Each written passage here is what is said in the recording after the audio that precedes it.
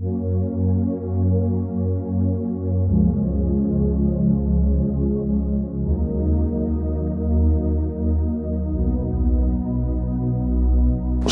soyez bénis. Nous allons continuer notre thème que nous avons commencé à développer depuis des jours, c'est-à-dire l'âme.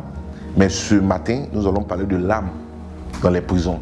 C'est-à-dire, normalement, s'il existe des prisons physiques, c'est qu'il en existe aussi dans le règne spirituel.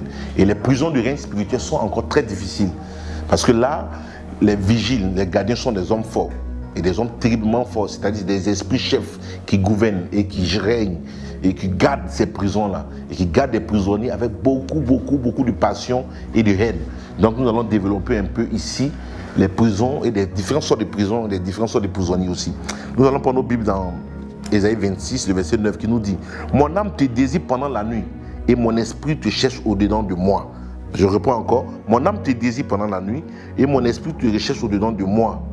Car tes jugements sont exercés sur la terre et les habitants du monde apprennent ta justice. » Il dit, mon âme te désire pendant la nuit. C'est-à-dire, il demande à son âme de désirer l'Éternel pendant qu'il est endormi. Et c'est pendant que nous sommes endormis, quand nos âmes ne sont pas dans la présence de Dieu, qu'il y a un mouvement de règne spirituel qui se passe pour amener nos âmes dans des prisons spirituelles. Et je vous dis quelque chose de clair. Quand vous dormez, vous voulez ou ne voulez pas, vos âmes voyagent. Et c'est choquant de savoir que vos âmes voyagent. Ton âme voyage dans le règne spirituel pendant que tu es endormi. C'est pour ça que le prophète Isaïe avait eu cette révélation que plusieurs ne maîtrisent pas. Il dit, Seigneur, que mon âme te désire pendant la nuit et que mon esprit te cherche au-dedans de moi. C'est-à-dire, il demande au Seigneur d'amener son âme dans sa présence pour ne pas que son âme vagabonde pendant qu'il est endormi. Pendant que tu es endormi, tu fais des rêves, des songes. Peut-être pour toi, ce sont des songes simples, mais ce sont des songes souvent. Sont des songes qui sont liés au mouvement de ton âme dans le règne spirituel. Je m'explique. Je donne un exemple. Une fois, j'étais à une conférence d'une jeune dame.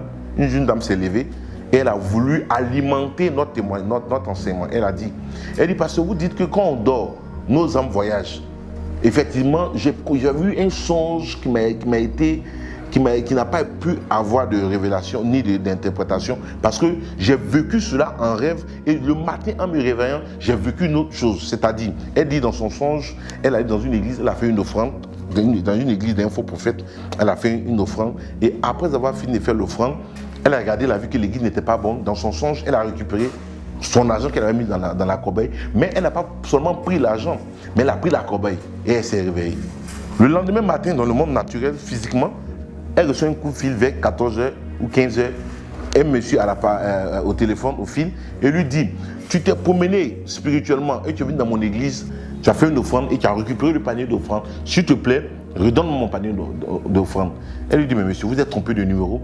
Il dit, non, il insistait pour dire, non. Si tu te rappelles, tu as fait un songe. Et dans le songe, tu es allé dans une église et tu as pris une offrande. Et tu n'as pas pris seulement l'offrande, mais tu as pris même le panier d'offrande. Donc, redonne-moi mon offrande. Elle était choquée. Elle a coupé le téléphone.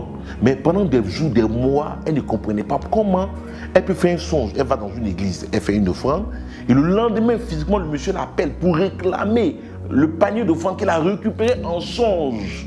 C'est bizarre. C'est pour ça que dans Ésaïe 26, le verset 9, Ésaïe disait au Seigneur, que mon âme te désire pendant la nuit et que mon esprit te cherche au-dedans de moi. Parce que quand ton âme ne désire pas l'Éternel pendant la nuit, ton âme peut partir en balade. Et c'est dans ces balades-là que l'ennemi arrive à capturer les gens, qui la mettent dans des prisons spirituelles. Et nous allons développer encore dans les jours qui suivent comment reconnaître que quelqu'un est prisonnier dans l'âme, comment reconnaître les différentes prisons. Que Dieu vous bénisse. Shalom.